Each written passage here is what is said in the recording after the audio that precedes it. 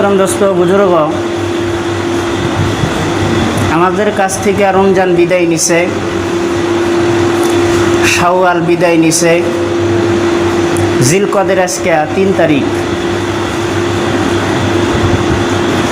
জিলকদ মাস চলতেছে, হজের মৌসুম, হাজিরা হজ করবারও মেলা দিছে।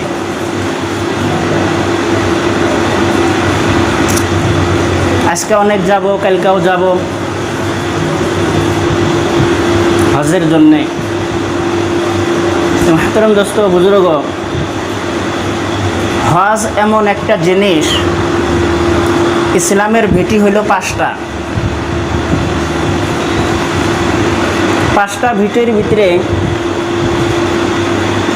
3টার জন্যে, চাহে সে ফকির হোক, বাদশাহ হোক, মালদার হোক বা মালদার না হোক, দুর্বল হোক, শক্তিশালী হোক, মানে 3টা হুকুম সবার জন্যেই সমান। এক হইল কালিমা পড়া এবং আল্লাহ যে একক দ্বিতীয়, তার কোনো শরিক নাই, এটা দিলেতে বসানো। দুনিয়ার সমস্ত মাখলুককে যে আল্লাহ পালে, এটা দিলেতে বসানো। দুনিয়ার কোনো তরিকার ভিতরে কামিয়াবি নাই, মুহাম্মদ আল্লাহর রাসূল আর মুহাম্মাদের তরিকাই কামিয়াবি আছে, এটা নিজের দিলের ভিতরে বসানো লাগবো। রবচাই জিন্দিগি যাপন করা লাগবো, হুকুম থেকে নিষেধ থেকে বিরত থাকা লাগবো, আল্লাহর হুকুম এবং নবীর তরিকা অনুযায়ী চলা লাগবো, নিষেধ থেকে বিরত থাকা লাগবে। এটা 1 নম্বর কথা। এবং নমাজ এটার তো কোনো বিকল্পই নাই, কাফারাই নাই, এটা মাফ পাওয়ার কোনো উসিলাই নাই, কোনো তরিকাই নাই, কোনো মুরাফা নাই, কোনো আজদিফা নাই। মুসলমান বইলে দাবি করবার চাইলে আর পড়াই লাগবে দৈনন্দিন 5 ওয়াক্ত নামাজ, এটা মুসলমানের কাম। সে ব্যক্তি মুসলমান যে দৈনন্দিন 5 ওয়াক্ত নামাজ পড়ে, যে পড়ে না হে মুসলমান বইলে নিজেকে দাবি করবার পারেই না, দাবি করলো মানে এক পাগল। নামাজ না পড়া নিজেকে মুসলমান বইলা দাবি করলো মানে, ইমানদার বইলা দাবি করলো মানে একরকম পাগল। এর তার শীর্ষে মাথা, এর মাথায় গিলু নাই। যার মাথায় গিলু নাই, হেই নমাজ সাইরা নিজেকে ইমানদার বইলা দাবি করবার পারে, কারণ এর কোনো কাফারাই নাই। এটা রবের হুকুম, যেই রব দিমাগ দিছে, এটা রবের হুকুম, যেই রব চোখ দিছে, একটা চোখে 13 লক্ষ ক্যামেরা দিছে। এটা রবের হুকুম, যেই রব কান দিছে, হাত দিছে, পা দিছে। এটা রবের হুকুম, যেই রব রিজিক দিতেছে, খাওয়াইতেছে। মুহতারাম দোস্ত বুজুর্গ, বাপে ছেলেকে হুকুম করলে যে কোনো একটা কামের জন্যে, ছেলে যদি ওই কাম না করে বাড়িতে গেতে অল্প ডরায় যে আব্বা তো এই কাম করবার কইছিল, আমি তো করেই নাই, বাড়িতে গেলে কি বানি কয়, মারেই নাকি, গাইলি পারে নাকি। মুহতারাম দোস্ত বুজুর্গ, আর রবের হুকুম চিন্তা করে দেখেন, রব কোরআন পাকে 114টা সূরা, 30টা পারা, 60টা মঞ্জিল, 14টা সেজদা, 14টা কুফরি আয়াত। মুহতারাম দোস্ত বুজুর্গ, কোরআন পাকের ভিতরে 6666টা আয়াত, তার ভিতরে 82টা আয়াতে আল্লাহ নামাজের কথা কইছে। এক আয়াতে কইলি তো যথেষ্ট আছিল, একটা আয়াতে কয় নাই, 82টা জায়গায় কইছে। মুহতারাম দোস্ত বুজুর্গ, এর কোনো কাফারাই নাই, এটা মাফ পাওয়ার বিকল্প কোনো রাস্তাই নাই। 1 ওয়াক্ত নামাজ ছাড়ছে, কিয়ামত পর্যন্ত যদি হায়াত পায়, কিয়ামত পর্যন্ত যদি 1 ওয়াক্ত নামাজের বিনিময় যদি এই নাফিল নামাজ আদায় করতে থাকে। হাদিসের ভিতরে কিন্তু আছে যে আখিরাতের দিন মানুষের ফরজ নামাজের পাল্লা যখন মানে উঁচাই উঠে যাবো গা, মানে ফরজে যখন সংকীর্ণ দেখাবো তখন আল্লাহ মহান রব্বুল আলামিন ফরজকে নফল দিয়া পুরা করব। ফরজকে নফল দিয়া পুরা করবো। এটা কোনটা? এই যে আহমাদিয়া চার্টের ভিতরে একটা আয়াত আছে যে নমাজ টাইম অনুযায়ী পড়া এটা ফরজ। মানুষটা নমাজ টাইম অনুযায়ী পড়বার পানি নাই, যে কোনো পর্যায়ে যে কোনো ওজোরে নমাজ কাজা হয়ে গেছে, তো এরকম ব্যাপারে এটা নফল দিয়া পুরা করব। কিন্তু ব্যক্তি নমাজ ছাইরাই দিছে, এটা নফল দিয়া পুরা করব না। এক ওয়াক্ত নমাজ কেউ যদি ইচ্ছাপূর্বকভাবে ছাইরা দেয় 80 হুকবা জাহান্নাম খাটা লাগবে। 80 হুকবা। এক হুকবার পরিণাম হইল, এক হুকবার হিসাব হইল 2,88,00,000 বছর। এক হুকবার হিসাব 2,88,00,000 বছর। তাহলে 80 হুকবার হিসাব কত হব? ক্যালকুলেটর মারলি মোবাইলে হ্যাং মারব। 80 হুকবা জাহান্নাম আর এক হুকবার হিসাব হইল 2,88,00,000 বছর। আর দুনিয়ার ভিতরে লা ইল্লিউন 1000 দিন, আখিরাতের দিন ওয়াতা ইল্লিউনা একদিন। দুনিয়ার ভিতরে গুণান্বিত করে 1000 দিন, আখিরাতের একদিন। আর এক হাদিসের ভিতরে আসছে মাস্তাল ইল্লিউনা ওয়াস সালাতি মাসদুন ফিহি ইলা সালাত ওয়াতা ইল্লিউনা মাফরান আখিরা। দুনিয়ার ভিতরে গুণান্বিত কইরা 50-100 বছর, আখিরাতের একদিন হবে। চিন্তা করে দেখেন, ইচ্ছাপূর্বকভাবে এক ওয়াক্ত নামাজ ছাড়লে 80 হুব্বা জাহান্নাম, এক হুব্বার পরিণাম 2,88,00,000 বছর। যে ব্যক্তি নমাজ ছাড়ে সে নিজেকে ইমানদার বইলা দাবি করবার পারে না। মুসলমানের প্রধান হুকুমই হইল নমাজ, শরীয়তের শ্রেষ্ঠ হুকুমই হইল নমাজ। এর বিকল্প, এর দামি কোনো হুকুমই নাই। নমাজের থেকে দামি কোনো হুকুমই নাই। বেসরা রাত দিন 24 ঘন্টা আল্লাহু আল্লাহ জিকির করে, এই ব্যক্তির গাড্ডাই জানাকবো। 1 সেকেন্ডের জন্য আল্লাহকে বলে না, কিন্তু নামাজ পড়ে না, এই ব্যক্তির গাড্ডাই যাওয়া লাগবে। কারণ আসল যেটা ওইটাই করে নাই। মহতরম দোস্ত বুজুর্গ, নমাজ শরীয়তের ভিতরে শ্রেষ্ঠ হুকুম। নমাজ হইল 1 নাম্বার হুকুম। নমাজ হইল 1 আর সমস্ত আমল হইল 0। ওই জন্য নমাজ ছাড়ার কোনো বিকল্প নাই। নমাজ ছাইরা নিজেকে মুসলমান বইলা দাবি করার কোনো অধিকার নাই। 2 নাম্বার হুকুম। 3 নাম্বার হইল রোজা। রমজানে রোজা রাখা লাগবো। রমজানে রোজা রাখা লাগবো। কেউ রমজানে ইচ্ছাপূর্বকভাবে একটা রোজা ছাইরা দিচ্ছে, ইচ্ছা কইরা ইচ্ছাপূর্বকভাবে একটা রোজা ছাড়ছে, কাফারা 60টা রোজা থাকা লাগবে। 60টা রোজা থাকা লাগবে। এটা হলো কাফারা।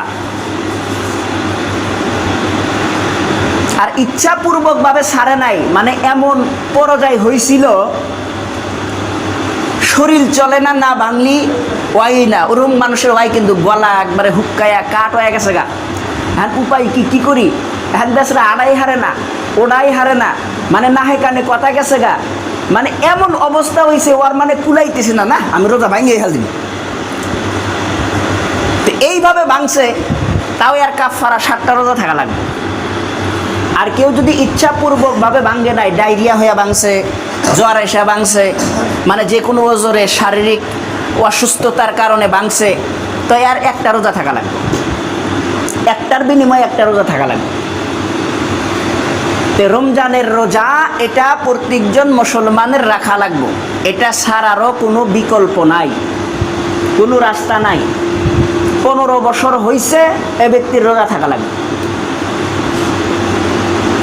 এর আগের থেকেও থাকবার পারে, ভালো কথা। তো এই যে ইসলামের 5টা ভিটির ভিতরে এই 3টা ভিটির মালদার হওয়ার কথা নাই, মালকম হওয়ার কথা নাই, ফকির হওয়ার কথা নাই, বাদশা হওয়ার কথা নাই। সমস্ত মুসলমানের জন্যে, প্রত্যেক নর নারীর জন্যে এই 3টা হুকুম মানাই লাগবো। কিন্তু হজের ব্যাপারে মালদারের কথা আসছে, যে ব্যক্তির মাল আছে এই ব্যক্তির উপরে হজ ফরজ। হজ ফরজ হওয়ার একটা সংখ্যা আছে। মালদার হওয়ার পরে, হজ ফরজ হওয়ার পরে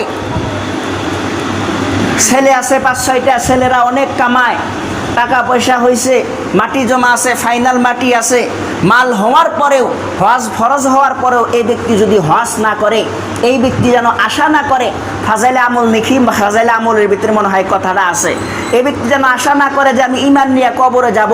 যে ব্যক্তির হজ ফরজ হওয়ার পরেও হজ করলো না, এই ব্যক্তির বেঈমান হয়ে মরা লাগবে। মরণের টাইমে কালিমা নসিব হবো না, বেঈমান হয়ে মরা লাগবে। কিন্তু এর ভিতরে আর একটা কথা আছে, আমাদের জাতিপিতা ইব্রাহিম আলাইহিস সালাম যখন কাবা বানাইছেন, যখন কাবা বানানোর পরে যখন আজান দিছেন, হজের জন্য আহ্বান করছেন, একটা আজান দিছেন। এই আজান যখন দিছেন, আজান আল্লাহ মহান রব্বুল আলামিন সারা দুনিয়াতে আসমানে রূহ জগৎ পর্যন্ত পৌঁছাইছেন। যারা রূহ জগতে আসিল তারা রূহ জগৎ থেকে লাব্বাইক কইছে, যারা দুনিয়াতে আসিল তারা দুনিয়ার থেকে লাব্বাইক কইছে। যারা ইব্রাহিম আলাইহিস সালামের আজানে লাব্বাইক কইছে, যারা একবার কইছে ওরা একবার হজে যাবার পাবো, যারা 2বার কইছে 2বার, যারা 3বার কইছে 3বার, যারা 4বার কইছে 4বার, আর যারা লাব্বাইক কয় নাই তারা হজে যাবার পারবো না। কিন্তু হাদিসের ভিতরে আসছে যে কতগুলা মানুষ লাব্বাইক কোয়ার পরেও হজে যাবার পারবো না কৃপণতার কারণে।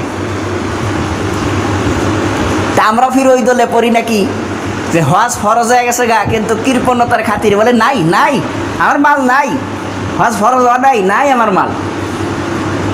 এবার করতে করতে আমি যা হারলাম না। যাদের হজ ফরজ হয়েছে অবশ্যই ফরজ হজ করা লাগবো, অবশ্যই করা লাগবো। যাদের উপরে জাকাত ফরজ হয়েছে অবশ্যই জাকাত দেওয়া লাগবো। এই 2টা হুকুম মালের উপরে ভিত্তি। জাকাত ফরজ হয়েছে জাকাত দেওয়া লাগবো, হজ ফরজ হয়েছে হজ করা লাগবো। আর বাকি যেই 3টা আছে ওই 3টার ভিতরে কোনো বিকল্প নেই, প্রত্যেক নর নারীর উপরে ফরজ, এটা মানাই লাগবো। এই যে জিলকদ মাসের আজকে 3 তারিখ, জিলকদের পরেই তো জিলহজ, জিলহজের মধ্যেই তো কুরবানি, কুরবানি আইসা গেল। তো কুরবানির জন্য আমরা তৈয়ার হই, আফসোস হয় এখন আল্লাহ ভালো জানে মানুষের দিলের খবর তো আমি কবার পাবো না, আমি তো আলিমুল গায়ব না, আল্লাহ আলিমুল গায়ব। হ্যাঁ, আমি চোখের সামনে দেখি অনেক মানুষের কুরবানি ফরজ হয়েছে কিন্তু ওয়াজিব হয়ে গেছে কিন্তু করে না, কুরবানিটা ওয়াজিব। আমি কিন্তু দেখতেছি, আমার চামড়ার চোখে দেখতেছি এই মানুষটার মনে হয় কুরবানি ওয়াজিব হয়েছে কিন্তু করে না, কিন্তু আমি তোর বাইতে যাই নেই, আমি জানি না। তো মাহাতরম দোস্ত বুজুর্গ, একটা কথা অনুরোধ, যার কুরবানি ফরজ হয়েছে এবং ওয়াজিব হয়েছে এটা ছাইরেন না। কুরবানি যার ওয়াজিব হয়েছে ছাইরেন না। আপনার এতটুক মাল আছে, 52 তলা 52.5 তলা রূপা আপনি কিনবার পারবেন, এতটুক মাল আপনার আছে, আপনার জন্য কুরবানি ওয়াজিব। তার বাদে 7.5 ভরি হ্যাঁ আপনি স্বর্ণ কিনবার পারবেন, এতটুক মাল আপনি রয়েছে, আপনার উপরে কুরবানি ওয়াজিব করাই লাগবো। এত বড় শক্ত হুকুম, 3 দিন পর্যন্ত কুরবানি চলে। যেমন জিলহজ মাসের 10 তারিখ, 11 তারিখ, 12 তারিখ, আঙ্গের এখানে 11 তারিখ, 12 তারিখ, 13 তারিখ।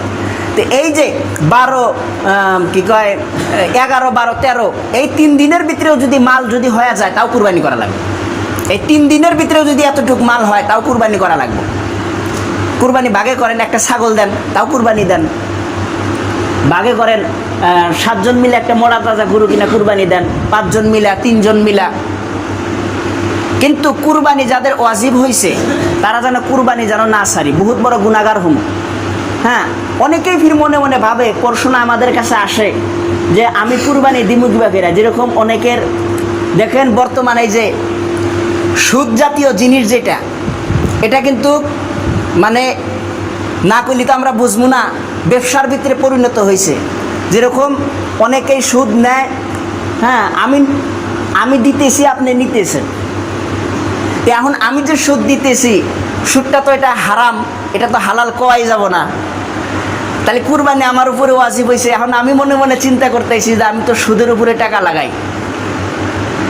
হাতরম দোস্ত বুজুর্গ, আমি যে সুদের উপরে টাকা লাগাই, আমার যে সুপারির বাগান একটা আছে না, ওইটা কিন্তু হালাল, ওইটা বন্দুক লাগায় কুরবানি দেওয়া লাগবে, ওই সুপারি বাগান বিক্রি করে কুরবানি দেওয়া লাগবে। আপনি সুদ খাইতেছেন বা সুদ দিতেছেন, এটা আলাদা ব্যাপার, এটা আলাদা গুনাহ। কিন্তু কুরবানি ওয়াজিব হওয়ার পরে যে কুরবানি দিতেছেন, এটা কিন্তু ফির আলাদা গুনাহ। আপনার হালাল একটা জিনিস আছে, ওইটা আপনি বিক্রি করে হোক যেভাবে হোক, ওই হালাল টাকাটা দিয়ে কুরবানি করলেন, ওয়াজিব গুনাহটার থেকে তো বাইসে গেলেন। হ্যাঁ, তো ওই জন্যে আসলে সব কিছু খুলাসা করা লাগে, ভালোভাবে আলোচনা করা লাগে। ইনশাল্লাহ আমরা যাদের আঙ্গের কুরবানি ওয়াজিব হয়েছে, আমরা সবাই ইনশাল্লাহ কুরবানি করার চেষ্টা করবো, নাকি গণ? কুরবানি আইসা গেল, সবাই কুরবানি করবো ইনশাআল্লাহ। তো আল্লাহ পাক বলনেওয়ালা শুননেওয়ালা ভাইকে বলার থেকে শোনার থেকে আর উপরে আমল করার তৌফিক দান করুক। ইনশাআল্লাহ সবাই আমরা 4 রাকাত করে সুন্নাত করি।